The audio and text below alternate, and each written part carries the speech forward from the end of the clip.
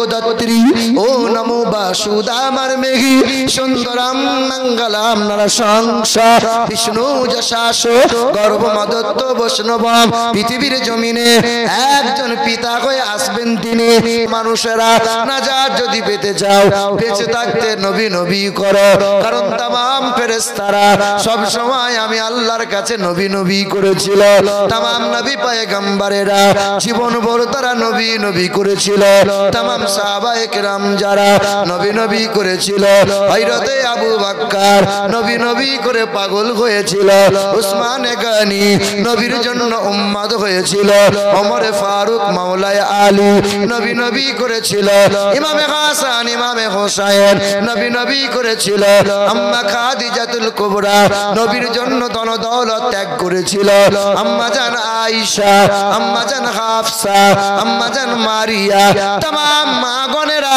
সবাই নবীর প্রেমে পাগল হয়েছিল तमाम ওলিয়া উলিয়া কিরাম গণেরা সকলে নবী নবী করেছিল বড় পীর আব্দুল কাদের জিলানী খাজা বাবা মুঈনুদ্দিন হাসান সঞ্জারি খাজা বাগাওয়াদ্দিন নকশবন্দি খাজা শেখ আহমদ শিরগান্দি বাবা কুতুবউদ্দিন আউলিয়া বাবা নিজামউদ্দিন আউলিয়া বাবা ফরিদউদ্দিন গঞ্জ শাকর বাবা শামসুদ্দিন পানিপতি রহমাতুল্লাহ আলাইহি সবাই নবী নবী করে মরে গেল তাই আজ তারা জিন্দা রয়ে গেল এক আসপাড়ার সরজমিনে মুসলমানের ছেলেরা নওজওয়ানেরা নবী নবী করে বাঁচতে চায় আর নবী নবী করে যদি মরে যেতে পারে পৃথিবীর জমিনে কামিয়াবি হব আর পরকালে হাসতে হাসতে জান্নাতে এ মুসলমান নওজওয়ান যুবকেরা আল্লাহ বলেন আমি আমার নবীকে শুধু মুসলমানদের জন্য পাঠাই নাই পবিত্র কোরআন 28 পারার সূরার নাম সূরা জুমআ 3 নম্বর আয়াত হুয়াল্লাযী বা'সা ফিল উম্মিয়িন রাসূলাম মিনহুম ইয়াতলু আলাইহিম আয়াতিহি ওয়া ইউযাক্কিহিম ওয়া ইউআল্লিমুহুমুল কিতাবা ওয়াল হিকমা ওয়া ইন কানু মিন ক্বাবলু লাফি যালালিম মুবিন আমি আল্লাহ পাক পৃথিবীর জমিনে আমার নবীকে পাঠাইলাম এবার শাস্তানছে আমার নবীকে আমি ঠিক ছিল তো আমার নবীকে আমি আল্লাহ পাক পাঠাইলাম আমার রাসূলকে পাঠাইলাম মুসলমান শুধু তোমাদের জন্য নয় আমার নবী পৃথিবীর জমিনে গেছে আসমানের নবী জমিনের নবী কুল কায়নাতের নবী तमाम সৃষ্টি জীবের নবী হিন্দু বলো মুসলমান খ্রিস্টান বৌদ্ধ সাঁওতাল আদিবাসী বলো নবীকে সবার জন্য পাঠাইলাম আমার নবী হলেন এক আকাশ সমান হে যুবকেরা শোনো নবী হলেন আকাশ সমান ছোট যদি আকাশের দিকে তাকায় আকাশ দেখতে পাবে যুবক যদি আকাশের দিকে তাকায় আকাশ দেখতে পাবে মুরব্বি যদি আকাশের দিকে তাকায় আকাশ দেখতে পাবে তৃণমূলের লোকরা যদি আকাশের দিকে তাকায় আকাশ দেখতে পাবে তবে বিজেপির লোক দেখতে পাবে না না সবাই দেখতে পাবে সবাই দেখতে পাবে পৃথিবীর জমিনে যদি তোমার আমার বাচ্চাটাকে ষষ্ঠ কিশোর বানাতে চাই ষষ্ঠ শিশু বানাতে চাই আকাশের দিকে তাকাও অর্থাৎ নবীজির দিকে তাকাও নবীর আদর্শ বাচ্চার গলায় ঝুলিয়ে দাও ষষ্ঠ শিশু হবে ষষ্ঠ যুবক যদি বানাতে চাও হে নওজওয়ান যুবকেরা ষষ্ঠ নওজওয়ান যদি হতে চাও নবীর আদর্শ গলায় ঝুলিয়ে নাও ষষ্ঠ মুরব্বি যদি হতে চাও নবীর আদর্শ গলায় ঝুলিয়ে নাও হে যুবক তোমরাই তো নবীকে সবচেয়ে বেশি ভালোবেসেছিলে আমার নবীকে সবচেয়ে বেশি মহব্বত করেছে যারা নওজওয়ান যুবক যারা ইসলামের জন্য সবচেয়ে বেশি জীবন দিয়েছে যারা নওজওয়ান যুবক যারা ইসলামের জন্য কুরবান হয়েছে যারা নওজওয়ান যুবক যারা রক্তের বন্যা বইয়ে দিয়েছে যারা নওজওয়ান যুবক যারা আমাদের ছিল এক সোনালী অতীত, আমাদের ছিল এক সোনালী অতীত, নাড়িয়ে দিতাম সব জালিমের ভিড়। আমাদের ছিল এক সোনালী অতীত, নাড়িয়ে দিতাম সব জালিমের ভিড়। আইন ছিল শুধু ইনসাফেরই, জুলুম রুখে দিতে হতো না দেরি। আমাদের সে অতীত হারিয়ে গেছে, আমাদের সে অতীত হারিয়ে গেছে। মাজলুম আজ তাই কেঁদে মরে, হারিয়েছি যা তা কি পাবো ফিরে। তুমি না জাগিলে তাকে কে ফিরাবে। হে যুবক জেগে ওঠো, হে যুবক জেগে ওঠো। জোরে বলেন নারে তাকবীর। শুধু নওজোয়ানদের স্লোগান শুনতে চাই, মুরব্বীরা থামেন।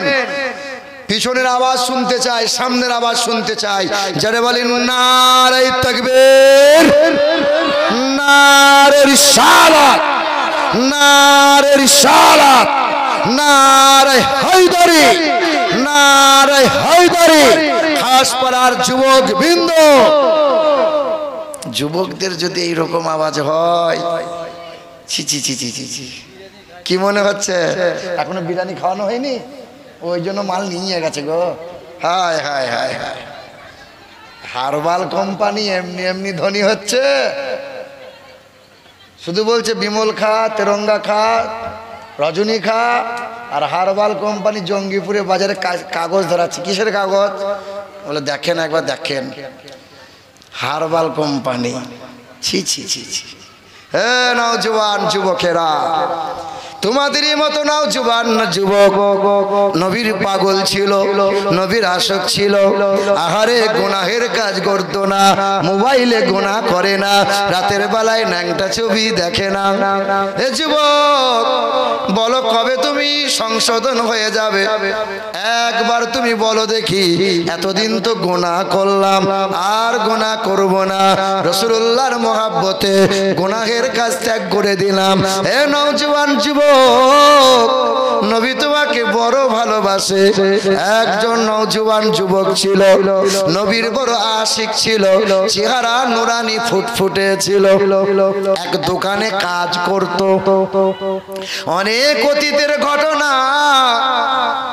এক দোকানে কর্মচারী কাজ করে, গরিবের ছেলে।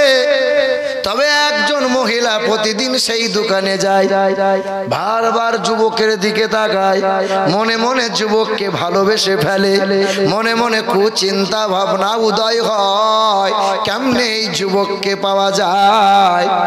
এ নওজোয়ান যুবকেরা শোনো যুবক, তোমাদেরই মতো নওজোয়ান যুবক ছেলে, 23 বছর বয়স ছিল, কর্ম করে, রোজি রোজগার, আর মাকে খাওয়াই, রোজগার করে বাড়ি নিয়ে যায়। এই মহিলা রূপবতী মহিলা। সেই যুবক নওজোয়ানকে দেখে দোকানে বস্তা বস্তা মাল নেয়, আর ওই যুবতী মহিলা বলে, এই বস্তার মালটা কর্মচারীকে দিয়ে আমার বাড়িতে পাঠাও। মালিক বলে, বাবা দোকানের মালটা সন্ধ্যাবেলায় ওর বাড়িতে দিয়ে আসবি। 23 বছরের নওজোয়ান যুবকটা এক বস্তা বুঝাই করা মাল নিয়ে গেল, ওই মহিলার বাড়িতে নামিয়ে দিল। সঙ্গে গিয়ে ছুটে গিয়ে মহিলা দরজা বন্ধ করে দিল। মহিলা যুবকের হাতটা ধরে বলে, আমি তোমাকে বড় ভালোবাসি। নওজোয়ান যুবক চোখ বন্ধ করে মহান মালিককে স্মরণ করে, নবীজির মহব্বতে দরুদ পড়ে, ইয়া রাসূলুল্লাহ, জীবনে কোনোদিন গুনাহ করি নাই, গুনাহ করব এমন মনোভাবটা হৃদয়ে আনি নাই। ইয়া রাসূলুল্লাহ, ইয়া হাবিবাল্লাহ, আমাকে আপনি বাঁচিয়ে নেন। ও দয়ার মালিক, আপনি আমার প্রতি সহায় হয়ে যান। এই নওজোয়ান যুবকটার মনে চিন্তা উদয় হলো, বাঁচা লাগবে, অন্যায় কাজ থেকে বাঁচতে হবে। আজ আছি কাল থাকবো না। খাসপাড়ার যুবকরা মনে মনে ভাবে, বুড়োরা আগে আগে মরবে, আমরা তো মরবো না। এরা ভাবে বুড়োরা আগে মরবে, আমরা তো মরবো না। মরবো তো আমরা বুড়ো হয়ে। কারা আগে মরবে? এই তো ঈদের দিনে তিনজন যুবক ছেলে মস্তানি করতে গিয়ে ঈদের নামাজ পড়ে অ্যাপাচি গাড়ি নিয়ে বার হলো, 12 চাকার তলায় ঢুকে গেল, তিনজন আটার মতো পিষে গেল। কত যুবক, আমার একটা সফর সঙ্গী ছিল, আমার সাথে সাথে ঘুরে বেড়াতো। ছেলেটা আগে বড় বদমাইশ ছিল, মা বাবা বলেছে হুজুর এই ছেলেটাকে নেন। 4 বছর আগের ঘটনা।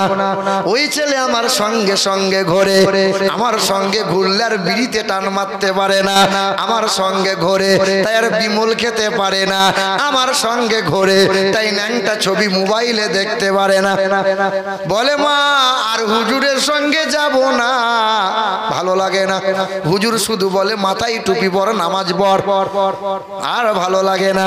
ওই নওজোয়ান যুবকটা বাড়িতে গেল, ঈশার নামাজ পড়েছে, বাড়িতে খাবার খেলো, রাতের বেলায় খাবার খেয়ে কানে দুটো তার গুঁজেছে, মানে ওই যে হেডফোন গুঁজেছে, তার গুঁজে হিন্দি গান শুনতে শুনতে ঘুমিয়ে গেল। সকালবেলায় মা উঠায়, ছেলে ওঠে না, বেলা 9টা বেজে গেল, ছেলে ওঠে না, বেলা 10টা বেজে গেল। পাড়ার লোক জড়ো হলো, দরজা ভেঙে ছেলেকে উঠাতে যায়, ছেলে আর ঘুমবে না, ছেলে আর ঘুম ভাঙবে না, জনমের মতো ঘুমিয়ে গেছে। মালিকের ডাকে সাড়া দিয়েছে, তখনও দেখে মোবাইলে ন্যাংটা নাচের গান চলে। এ যুবক, কে কখন মারা যাবে জানা নাই। ওই যে নওজোয়ান আল্লাহর বান্দা মহিলার ফাঁদে পড়ে গেছে, মহিলা চেয়েছে এর সাথে কুকর্ম করব, অবৈধ কর্মে লিপ্ত হব। এই নওজোয়ান যুবকটা দৌড়ে গেল, বাথরুম যাবার নাম করে দৌড়ে চলে গেল, বাথরুমের দরজাটা বন্ধ করে দিয়ে হাত দিয়ে বাথরুম থেকে পায়খানা উঠিয়ে গোটা গায়ে পায়খানা মেখে নিল। গোটা গায়ে পায়খানা মেখে নেওয়ার পর বাথরুম থেকে পা পা করে নেমে আসছে। তখন মহিলাটা বলছে পাগল, বাথরুম মেখেছে, বুদ্ধি নাই, ছি ছি কোন ছেলের পাল্লায় আমি পা দিয়ে ফেলেছিলাম। এই যুবকটা বাথরুম পায়খানা মাখা গা নিয়ে দরজা থেকে বার হয়ে যায়, সবাই ছুটে আসে। এত সুন্দর সুগন্ধ, এ নওজোয়ান এত সুন্দর সুগন্ধ কোথায় ব্যবহার করলে? ওই নওজোয়ান যুবকটার দেহ থেকে আমার আল্লাহ এমন করে দিলেন, যতদিন হায়াতে ছিল ততদিন তার দেহ থেকে জান্নাতের খুশবু আল্লাহ বার করেছিল। এ নওজোয়ান যুবকেরা, নবীজির বাবা হযরতে আব্দুল্লাহর প্রেমে পড়েছিল এক মহিলা, তার নাম কি বাবা? আমি আগের বছরে শুনিয়েছিলাম, এই জন্যই শোনাতে চাইছি। শুধু শুনে হবে না, একটু বুঝার চেষ্টা করেন। যতদিন শুনবেন আমল করতে পারবেন না। যে শোনার পরে যেটা বুঝবেন, অন্তর দিয়ে শুনবেন, সেটা আমল করা সহজ হবে। শুধু বছরে বছরে তাগড়াই হুজুর ভাড়া করে নিয়ে আসবেন, এই হুজুর তো মাল পকেট গরম করে নিয়ে চলে যাবে। আপনার কি হলো বলেন? দেখেননি, বাপ মরে যাওয়ার পরে 4 দিনা 40 মিলাদ হয়, যার টাকা আছে সে মাল হায়ার করে তাগড়াই হুজুর ভাড়া করে নিয়ে আসে। কি গো, তাগড়াই হুজুর, 3 ছেলে, বাপ মারা গেছে, 40 মিলাদ, খানা হয়েছে বিরিয়ানি, 3 ছেলে মিলে শুধু লোক গুনছে। কটা লোক হলো দেখ, খাবারে কুলবে তো, পাঠাতে হবে তো। আর যে মৌলানা এসেছে 2 ঘন্টা বয়ান করার পর হাত তুলে বলছে রব্বানা যালামনা, কুদালের বাপ যেন কোনো জায়গায় আটকায় না। মৌলবী এত কান্না কাঁদে, ফেরেশতা চিন্তা করে পায় না। যার বাপ মরেছে সে তো কাঁদে না, আর মৌলবী এত কাঁদা কাঁদে, ওর তো বাপ মরে না, কাঁদে কেন? এ মুসলমান সোনার টুকরো বন্ধুরা, মৌলবী জানে মাল ভালো, পাটি ভালো, মাল দেবে ভালো। গরিবের ঘরে যেমন তেমন দোয়া হয়, আর ধনীর ঘরে দোয়া একটু লম্বা চওড়া কেন হয়? কথা বুঝতে পারলেন না? হে মুসলমান ভাইরা আমার, আল্লাহর নবীর আব্বা হযরতে আব্দুল্লাহ এত নুরানি চেহারা ছিল। মারিয়াম বলে একটা মহিলা হযরতে আব্দুল্লাহকে দেখে মুগ্ধ হয়েছিল, হযরতে আব্দুল্লাহর প্রেমে পাগল হয়েছিল। পথের মাঝে আব্দুল্লাহর দিকে লক্ষ্য করে বলে, ওরে আব্দুল্লাহ, আমি তোমার প্রেমে মুগ্ধ হয়েছি, আমি তোমাকে বিবাহ করতে চাই, আমি তোমার বিবি হতে চাই। তুমি আমার স্বামী যদি হয়ে যাও, আমার ভাই ওয়ারকা ইবনে নাওফালকে বলবো, আর তোমার ইচ্ছে মতো তোমার শখ পূরণ করবে। আব্দুল্লাহ জবাবে বলেছিল, হে মারিয়াম, বাবা মা হায়াতে আছে, বাবা মাকে জিজ্ঞাসা না করে উত্তর দিতে পারবো না। ওই চাচাকে একটু ধরেন তো, উল্টে গেলে কোমর ভেঙে যাবে। আর সোজা হয়ে বসতে বল, নিচে বসতে বললেন না, বাপ আপনি নিচেই বসেন, পড়ে গেলে বিপদ হয়ে যাবে বাপ। এ মুসলমান ভাইরা আমার, ও সোনার চাঁদ বন্ধুরা, শুধু মানুষেরা, ওই মুসলমান হযরতে আব্দুল্লাহ নিজের পিতা আব্বাকে যখন বললেন, আব্বা জান, মারিয়াম বলে একটা মহিলা আমাকে প্রেমের প্রস্তাব দিয়েছে। এই যুবকগুলোকে জিজ্ঞাসা করি, যুবক ভাইরা তোমরা বলো, এই রকম সুযোগ যদি পাও কি সহজে ছেড়ে দেবে? বলো বলো, ফেসবুক বলো, মেসেঞ্জার বলো, হোয়াটসঅ্যাপ বলো, আর কত কত দিক দিয়ে শুধু চাঁদ হবে চাঁদ, হ্যালো। এই তো কয়েকদিন আগে বর্ধমান জেলার গলসি বলে একটা থানা আছে, গলসি নাম শোনা? এ যুবক ছেলেরা মেয়েরা সাবধান, গলসি বলে একটা থানা আছে, ওই থানার আন্ডারে কুরমুনা বলে একটা গ্রাম আছে। অতীব সুন্দরী একজন মহিলা সবে ফেসবুকটা খুলেছে, মুসলমানের মেয়ে, হিজাব পরে নামাজ পড়ে। হঠাৎ এইরকম ফলো করতে করতে একটা হিন্দু ঘরের ছেলে, ঘোষ ঘরের ছেলে, ওই মহিলাকে লিখেছে, হাই, হ্যালো, তুমি অতীব সুন্দরী, তোমাকে দেখতে খুব ভালো লাগে। আমি তো হিন্দু ঘরের ছেলে, যদি তোমার সাথে, যদি তুমি আমাকে কোনোদিন বিবাহ করো, বা তোমাকে যদি পেতে চাই, বা তোমাকে যদি আমি পেয়ে যাই, আমি কলেমা পড়ে মুসলমান হতেও রাজি আছি। কেমন ফাঁদ দেখো! এই অবুঝ মেয়েটা হিন্দু ছেলের চক্রান্তে পড়ে গেল। বেশি দিনকার কথা নয়। এ ভাইরা আমার, মেয়েটা মনে মনে ভাবলো, হিন্দু মানুষ যদি একটা মুসলমান হয় কত স্বভাব পাওয়া যাবে। আহারে কত সুন্দর। হাই হ্যালো করতে করতে প্রেমে মুছে গেল। মেয়েটা ওই ছেলের হাত ধরে পালিয়ে গেল। আহারে যখন মেয়েটা হিন্দুর বাড়িতে যায়, মেয়েটা বলে, তুমি তো বলেছিলে কলমা পড়বো, কলমা কেন পড়ছো না? বলে, মরণ নাই, কলমা পড়বো। কলমা তো পড়বো না, হিন্দু ঘরে বউ হয়ে এসেছো, তোমাকে পূজা করা লাগবে। এই মেয়েটা পূজা করতে অস্বীকার করে। আহারে 3 মাস যেতে না যেতে মেয়েটাকে মেরেছে শাবলে করে, গলায় দড়ি দিয়ে ফাঁস দিয়ে দিল। বাড়িতে ফোন করে বলল, তোমার মেয়েকে বাড়ি নিয়ে যাও, সাদা কাপড় পরিয়ে নিয়ে যাও। থানার পুলিশ গেল, ঘর ছাড়া হলো, সোশ্যাল মিডিয়াতে প্রচার করা বন্ধ হয়ে গেল।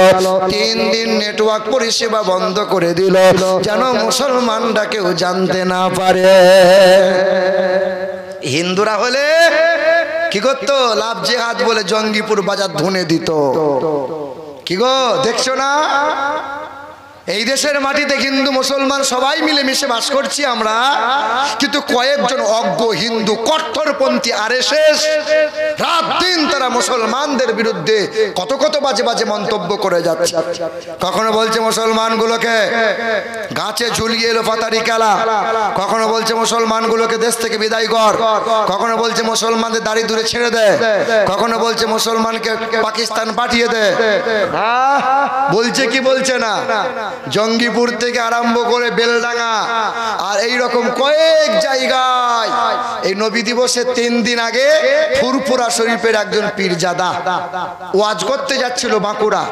4 চাকার সামনে নবী দিবসের জাশনে ঈদ মিলাদুন নবীর সবুজ ঝান্ডা লাগিয়েছে, নবী মুস্তাফা রওজা পাক আছে।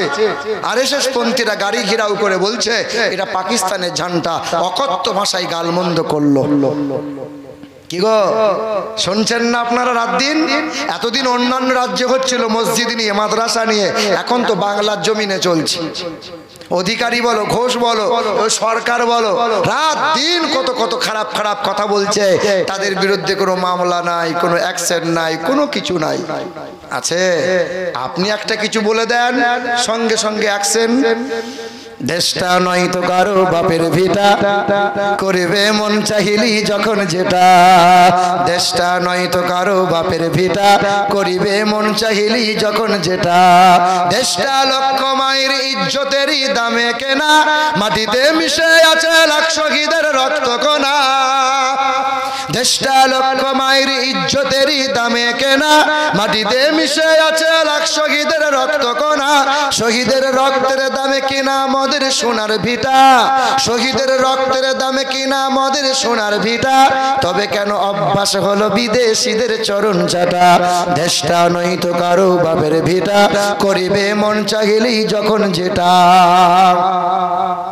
এদেশের মাটি হতে গন্ধ আসে ওই কালেমার, এদেশের আজান, এদেশের মিনার, এদেশের আকাশ ছুঁয়ে রয় দাঁড়িয়ে কত মিনার। এদেশের মাটি হতে গন্ধ আসে ওই কালেমার, এদেশের আকাশ ছুঁয়ে রয় দাঁড়িয়ে কত মিনার। আজানের সুরে সুরে, আজানের সুরে সুরে জীবন যাদের বেড়ে ওঠা, আজানের সুরে সুরে জীবন যাদের বেড়ে ওঠা। এদেশে নাস্তিকদের এত কেন ঘন ঘটা। দেশটা নয় তো কারো বাপের ভিটা, করিবে মন চাহিলি যখন যেটা। চতুর্দিকে চক্রান্ত, তুমি সাবধান না হলেই তুমি খালে পড়ে যাবে। হ্যাঁ, এই দাড়িওয়ালা টুপিওয়ালা যখন জঙ্গিপুরে অশান্তি লাগে, জঙ্গিপুরে যখন ঝামেলা পাকে, আমার এক বন্ধু বর দিনাজপুরে বাড়ি, অমরপুর হোটেলে হাই রোডের ধারে আশ্রয় নিয়েছে রাতের বেলায়।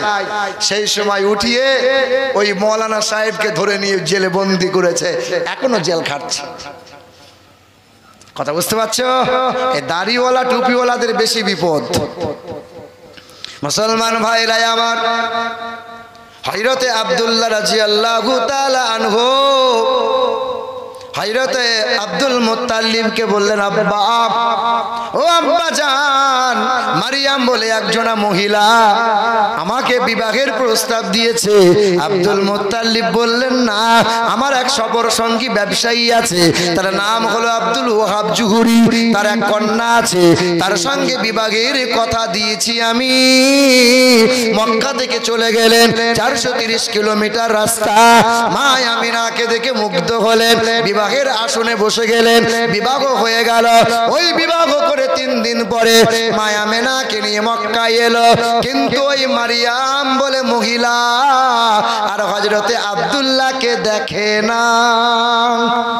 আব্দুল্লাহ বলে, মারিয়াম, তুমি আমাকে দেখছো না কেন? ওই দিন ওই মারিয়াম বলে মহিলা বলেছিল, ও আব্দুল্লাহ, তুমি ছোট ছেলে, তাই বলে তুমি আদরের, তাই বলে তোমার বিবাহের জন্য প্রস্তাব দিয়েছি না। অতীব সুন্দর নুরানি চেহারা তোমার, তোমার চেহারা দেখে আমি বিবাহের প্রস্তাব দিই নাই। তোমার বংশ অনেক বড়, তাই বলে বিবাহের প্রস্তাব দিয়েছি না। আব্দুল্লাহ না, আমার ভাই ওয়ারকা ইবনে নওফাল তাওরাত কিতাব পড়তে পারে, জবুর কিতাব পড়তে পারে, আপনার ইনজিল কিতাব পড়তে পারে।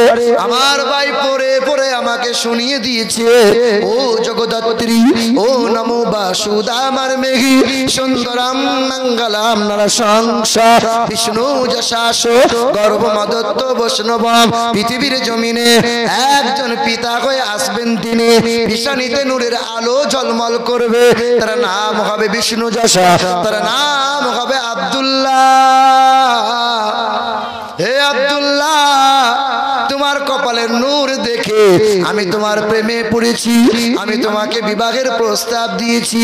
আব্দুল্লাহ, মনে বড় স্বপ্ন ছিল, মনে বড় আশা ছিল, আমি নবীর মা হব, তুমি হবে নবীর বাবা।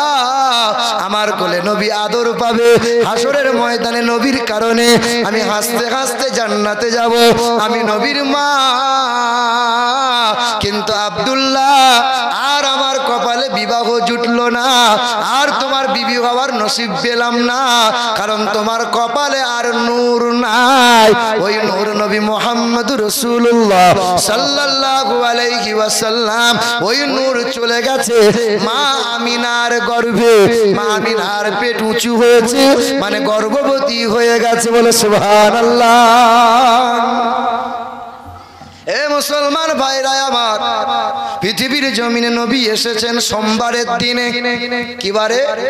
নবীজির আব্বা হযরতে আব্দুল্লাহ ওই দিন যেদিন বিবাহ হলো সোমবারের দিন ছিল। নবীজির আব্বা পৃথিবী থেকে বিদায় নিয়েছিলেন যেই দিনে সোমবারের দিন ছিল। নবীজি যেই দিন ভূমিষ্ঠ হলো সোমবারের দিন ছিল। নবীর উপর কোরআন নাজিল হলো সোমবারের দিন ছিল। নবীজি মক্কা থেকে মদিনায় যেই দিন গেল সোমবারের দিন ছিল। নবীজি পৃথিবী থেকে বিদায় নিয়েছিল যেই দিন সোমবারের দিন ছিল। হিন্দুদের বেদে লেখা আছে দ্বাদশং সকল পক্ষ মাধবী মাসি মাধবাম জাতং দট্টাশাতু পুতরান পিতর উরুষ্ট মনুষ্য সম্ভালে বিষ্ণু যশাসু গৃহে প্রাদুর্ভবমহম সুমতং বিষ্ণু যশাসু গর্ভমদত্ত বৈষ্ণবম। পৃথিবীতে আসবেন একজন বিশ্বের মহান নেতা। তিনি শুধু মুসলমানদের নেতা হবেন না, তিনি হবেন মুসলমানদের শুধু নন, তিনি জগৎগুরু হয়ে আসবেন। হিন্দু বলো, খ্রিস্টান বলো, বৌদ্ধ বলো, জৈন বলো, সবার জন্য জগৎগুরু, বিশ্বের মহান নেতা নবী মুহাম্মদুর রাসূলুল্লাহ। আল্লাহর নবী যখন পৃথিবীতে ভূমিষ্ঠ হলেন তো মা আমিনা রাদিয়াল্লাহু তাআলা আনহা ফুপিয়ে ফুপিয়ে কেঁদেছিলেন। শ্বশুর জিজ্ঞাসা করেছিল, শাশুড়ি মা জিজ্ঞাসা করেছিল, মা কাঁদিস কেন রে মা? মা আমিনা বলেছিলেন, আমার আব্দুল্লাহ নাই, আমার স্বামী নাই। 6 মাস যেই দিন আমার পেটে বাচ্চা মোহাম্মদ ছিল ওই দিন আমার স্বামী পৃথিবী থেকে বিদায় নিল। আজ আমার আব্দুল্লাহ নাই। আমার আব্দুল্লাহ যদি থাকতো মক্কার বাজার থেকে খেলনা কিনে নিয়ে আসতো আর আমার মোহাম্মদের কপালে চুমা দিয়ে আদর করত। আমার শিশু মোহাম্মদ সেই খেলনা নিয়ে খেলা করত। আল্লাহ যেন বলতেছিল, আমিনা ও আমিনা, আব্দুল্লাহ থাকলে কয় টাকার খেলনা আনতো, কয়দিন সেই খেলনাই খেলা করত। না না, আমার মাহবুবের জন্য আমি আল্লাহ পাক দুনিয়ার কোনো খেলনা নয়, আমি আল্লাহ পাক আমার হাবিবের জন্য আকাশের চাঁদকে খেলনা বানিয়ে দিলাম। কাকে কাকে? হযরতে আব্বাস রাদিয়াল্লাহু তাআলা আনহু বলেন, ইয়া রাসূলুল্লাহ, ইয়া হাবিবাল্লাহ, 12 তারিখে রাত্রি 12 তারিখে আপনি ভূমিষ্ঠ হলেন, আর 14 তারিখের রাত পূর্ণিমার রাত ছিল। ওই রাত্রিতে মা আমিনা দুলনায় শুইয়ে রেখেছিল। আমি আপনাকে দেখছিলাম, আপনি 14 তারিখের পূর্ণিমা রাত্রিতে আকাশের দিকে দুলনায় শুয়ে শুয়ে আঙ্গুলটা ইশারা করেন, ডান দিকে ইশারা করেন, আকাশের চাঁদটা ডান দিকে যায়, বাম দিকে ইশারা করেন, আকাশের চাঁদটা বাম দিকে যায়। আল্লাহর নবী বলেন, চাচা আপনি কি জানেন না চাচা, কানাল কামার ইউনাজিনি ওয়া ইউহাকিনি ওয়া ইয়ামনাউনি মিনাল বুকা।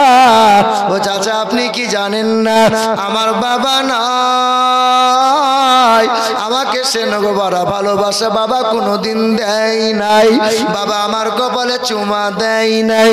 তাই তো আল্লাহ আকাশের চাঁদকে খেলনা বানিয়েছে।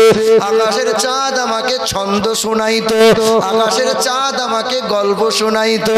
ও চাচা, আকাশের চাঁদ নিয়ে আমি নবী খেলা করতাম। জোরে হলো না সুবহানাল্লাহ? হে যুবক ভাইরা, এমকম বিকম ঝমঝম যত ডিগ্রি করেছো বলো তো, এই পৃথিবীর জমিন থেকে সর্বপ্রথমে চাঁদে গিয়েছিল কোন বৈজ্ঞানিক? একজন বলো। পৃথিবীর জমিনে আমেরিকা দেশে বাড়ি। 1969 সালে জুলাই মাসের 20 তারিখে রাত্রি 11টার সময় সর্বপ্রথমে চাঁদে পা রেখেছিল। জানা আছে? জানা আছে যুবকের দল? ওই যুবক শোনো, ওই বৈজ্ঞানিকের নাম ছিল নীল আর্মস্ট্রং। সর্বপ্রথম চাঁদে পা রেখেছিল। চাঁদ থেকে ফিরে এসে বিশ্বের সাংবাদিকরা ছুটে গিয়ে প্রশ্ন করেছিল, স্যার চাঁদে কি পেলেন? বলে 3টে তথ্য পেলাম। চাঁদে কোনো অক্সিজেন নাই, চাঁদে মাটিতে কোনো উর্বরতা নাই, চাঁদে কালো রেখা দাগ দেখতে পেলাম। বলে কিসের দাগ? বলে বলতে পারবো না, সময় লাগবে। 6 মাস রিসার্চ করেছিল। বাইবেল, জান্দাবাস্তা, ত্রিপিটক সকল গ্রন্থ রিসার্চ করার পরে বলেছিল পৃথিবীর জমিনে এক বিশ্বের মহান নেতা, তিনি জগৎগুরু, কল্যাণকর্তা, মুক্তির দূত।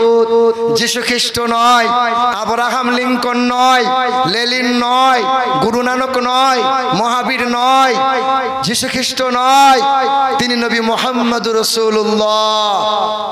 তিনি নবী মুহাম্মদুর সাল্লাল্লাহু আলাইহি ওয়াসাল্লাম। বেঈমান আবু জেহেল বলেছিল, মুহাম্মদ বলো তো আমার হাতের মুঠোয় কি আছে, বলো, যদি বলতে পারো কলমা পড়বো। নবী বলেছিলেন, তুমি তোমার হাতের মুঠোকে জিজ্ঞাসা করো। সেই দিন হাতের মুঠোর এই কাকর পাথর বলেছিল, আশহাদু আন্নাকা মুহাম্মাদুর রাসূলুল্লাহ। বেঈমান আবু জেহেল বলেছিল, মুহাম্মদ এ তোমার জাদু আছে, না না এটা মানবো না। তুমি যদি আকাশের চাঁদকে দুফালা করতে পারো, আমি 100% শিওর কলেমা পড়ে মুসলমান হবই হব। এই যে খালা, এই যে তোমার কথা এখানে আসছে, যে মনে হচ্ছে ওয়াজ তুমিই করছো। হে মুসলমান ভাইরা আমার শিক্ষিত বন্ধুরা, আমার সুধী মানুষেরা, তো বেঈমান আবু জেহেল বলল, আকাশের চাঁদকে দুফালা করে দাও। আমার দয়া রাসূল মায়ার নবী পাহাড়ের চূড়ায় দাঁড়ালেন, আকাশের দিকে শাহাদত আঙ্গুলটা শুধু ইশারা করলেন। এক আঙ্গুলের ইশারায় আকাশের চাঁদ 2 টুকরো হলো, আবার নবীর আঙ্গুলের ইশারায় চাঁদ জোড়া লাগলো। আজ সেই নীল আর্মস্ট্রং বলেছিল পৃথিবীর জমিনে, আজ নীল আর্মস্ট্রং বলেছিল পৃথিবীর জমিনে আজও আকাশের চাঁদে দাগ আছে, কিন্তু রাসূলুল্লাহর চরিত্রে বিন্দু মাত্র কোনো দাগ নাই। কোন নবী পেয়েছি আমি আপনি? কোন নবী?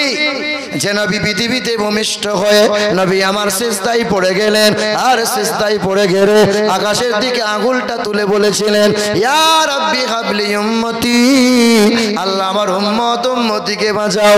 নবী মক্কি জীবনীতে সারা জীবন তিনি উম্মতি করলেন, মক্কা থেকে মদিনায় গেলেন, উম্মতি উম্মতি করলেন, মদিনার জীবনীতে উম্মতি উম্মতি করলেন। সারা জীবন নবী উম্মতের জন্য কেঁদেছেন, সংসারের জন্য অত মায়া করেন নাই, ছেলে মেয়ের জন্য তেমন ভাবনা ভাবেন নাই যতটা ভাবনা তার রুহানি সন্তান এই ছেলে মেয়েদের জন্য ভেবে গেছেন। আম্মা জান আয়েশা আসরের নামাজ পড়ে একদিন দাঁড়িয়েছিলেন। আম্মা জান আয়েশা অপেক্ষা করে দাঁড়িয়ে আছেন, আমার নবী আসরের নামাজ পড়ে বাড়িতে যাবে, আল্লাহর নবীকে আমি ডাক দেব, নবী আমার কাছে আসবে, মোর নবীকে আমি 2টো কথা বলবো। আম্মা জান আয়েশা দাঁড়িয়ে রয়, সূর্যটা লাল হয়ে গেল, সূর্য পাটে চলে গেল, নবী আমার আসেন না। বিলাল আজান দিয়ে দিল, দয়ার নবী মায়ার নবী আমার মাগরিবের নামাজ আদায় করলেন। আম্মা জান আয়েশা দৌড়ে আদায় করলেন। আম্মা আয়েশা মাগরিবের নামাজটা পড়ে তড়ি ঘড়ি দরজার কাছে দাঁড়িয়ে আছেন। নবী আমার পা পা করে মসজিদ থেকে আসছেন। আম্মা জান আয়েশা কাতর কণ্ঠে নবীকে বলছেন, আসসালামু আলাইকা ইয়া রাসূলুল্লাহ, আসসালামু আলাইকা ইয়া হাবিবাল্লাহ। চেহারাটা ঘুরিয়ে বলেন, আল্লাহর নবী সালাম দিয়ে বলেন, আয়েশা কি মনে করে সালাম জানাও? আমাদের মা আম্মা জান আয়েশা বলেন, ইয়া রাসূলুল্লাহ, আসরের নামাজ পড়ে আপনার জন্য অপেক্ষা করে দাঁড়িয়েছিলাম, এতক্ষণও দাঁড়িয়ে আছি গো নবী, আপনি যদি আমার কাছে একবার আসেন, আমার মনের জমানো দুটো কথা বলবো। আল্লাহর নবী বলছেন, আয়েশা আজ তোমার কথা শুনবো না, আজ তোমার কাছে আমি যাব না, যেদিন তোমার ঘরে পালি হবে সেই দিন আমি নবী তোমার সব কথাগুলো শুনবো। আম্মা জান আয়েশা কেঁদে ফেললেন। আম্মা জান আয়েশা কেঁদে কেঁদে বললেন, ইয়া রাসূলুল্লাহ, একবার কাছে আসেন, আজ আপনাকে কোনো প্রেম নিবেদন আয়েশা করবে না, আজ আপনাকে কোনো ভালোবাসা আয়েশা দেবে না, আপনি একবার আসেন না গো নবী। নবী আমার পা পা করে সামনে গেলেন। বলো আয়েশা কি বলবে বলো, কি এমন কথা জমিয়ে রেখেছো বলো? আমাদের মা আম্মা জান আয়েশা আল্লাহর নবীর হাতটা ধরে বলেছেন, ইয়া রাসূলুল্লাহ, কথা দুটো বড় গোপন কথা, এমন ফাঁকা জায়গায় বলা যাবে না, একটু নিরিবিলি নির্জন জায়গায় গেলে ভালো হয়। না আয়েশা, আজ আর নিরিবিলি নির্জন নয়।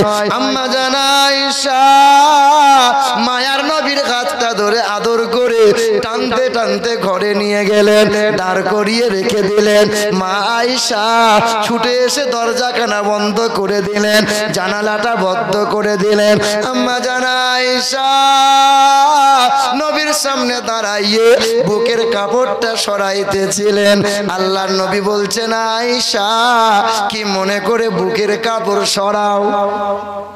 আম্মা জান আয়েশা বলেন, ইয়া রাসূলুল্লাহ, আমি আয়েশা আপনাকে আজ সেবা করবে না, আজ আয়েশা কোনো ভালোবাসা দেবে না। আমি আয়েশার বুকের কাপড় সরাইতেছি, কাপড়টা একবার নজর দিয়ে দেখেন, কাপড়টা যে পরার অবস্থা নয়। আল্লাহ রাসূল তাকিয়ে দেখেছেন আয়েশা এমন করে কাপড়টা ছিঁড়ে গিয়েছে, আয়েশা এখানে ছেঁড়া তো ওখানে ছেঁড়া। আয়েশা কি চাইছো বলো? ইয়া রাসূলুল্লাহ, বেশি কিছু চাওয়ার নয়, আপনি যদি আমার জন্য একটা কাপড়ের ব্যবস্থা করে দেন আমি আয়েশার বড় ভালো হয়। আল্লাহ রাসূলের চোখ মুবারক দিয়ে পানি গড়িয়ে গড়িয়ে পড়েছিল। আল্লাহর নবী বলেছেন, আয়েশা উম্মত উম্মতানির চিন্তায় চিন্তিত হয়ে আয়েশা তোমার ভাবনাকে ত্যাগ করে দিয়েছে। আয়েশা আজকে চেয়েও না, আজ আমার কাছে তেমন অবস্থা নাই রে আয়েশা, খেজুরের পাতা দিয়ে কাপড়টা সেলাই করে কয়েকটা দিন কাটাইয়ে নাও। আমাদের মা আয়েশা বলেন, ইয়া রাসূলুল্লাহ, ইয়া হাবিবাল্লাহ, হুজুর গো, ওই খেজুরের পাতা দিয়ে সেলাই করতে চেয়েছিলাম কিন্তু সেলাই করা যায় না, আমি ছুটে গিয়ে খেজুরের পাতা নিয়ে এসেছি, বুকের কাপড়টা সরিয়েছে, কারণ দরজা জানলাটা বন্ধ করে দিয়েছি, ঘরটা অন্ধকার হয়ে গেছে, অন্ধকার করে আর সেলাই করা হয় নাই। আল্লাহ রাসূল গো, আমার ঘরে বাতি জ্বালানোর মতো তেলটুকু নাই।